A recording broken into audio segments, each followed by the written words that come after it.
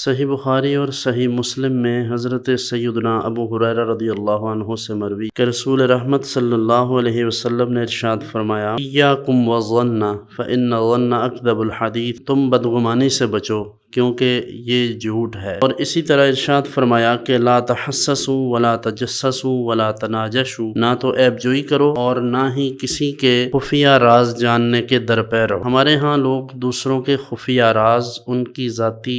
باتیں، ان کے معاملات میں خاصی دلچسپی رکھتے ہیں اور ہمہ وقت اس بات کی ٹوہ میں رہتے ہیں کہ کسی کا کوئی ایسا معاملہ ہمارے ہتھے چڑھ جائے تو پھر ہم اس کی جگ ہنسائی کا باعث بنیں اور اس کی بھرپور کردار کشی کریں۔ یہ ویسے تو نہایت غلیظ اور گھٹیا حرکت ہے اور یہ تربیت پر مشتمل ہوتا ہے یہ سب، کہ انسان کی جو تربیت اس کے گھر میں اس کے آباء و اجداد نے کی ہوتی ہے، اسی کے سبب وہ ایسی حرکات و سکنات کرتا ہے۔ بعض اوقات لوگ کسی کی ریکارڈنگ، کسی کی ذاتی نوعیت کی کسی میٹنگ سے اٹھائی گئی کوئی بات لوگوں میں افشا کر دیتے ہیں اور وہ راز لوگوں تک جب پہنچتا ہے تو اس شخص کے لیے بدنامی کا باعث بنتا ہے۔ تو حدیث میں ان تمام چیزوں سے منع کیا گیا۔ اسی طرح بلا دلیل کسی کے بارے میں یہ گمان کر لینا کہ وہ میرا دشمن ہے، کسی کے قول سے، کسی کے کسی فعل سے بات کو اخذ کر لینا کہ یہ جو اس نے کہا ہے میرے خلاف کہا ہے اور اسی پر دشمنی بنا لینا۔ خواتین اپنے گھروں میں بیٹھ کر یہ فیصلہ کر لیتی ہیں کہ فلاں نے ہم پر جادو کروایا ہے، سر میں درد بھی ہوا تو کہا کہ جادو کی وجہ سے ہے، رشتہ نہیں ہو رہا تو کہا جادو کی وجہ سے ہے، فلاں نے ایسا کہہ دیا ہے تو کہا ہم پر جادو کروا دیا ہے۔ تو یہ ساری چیزیں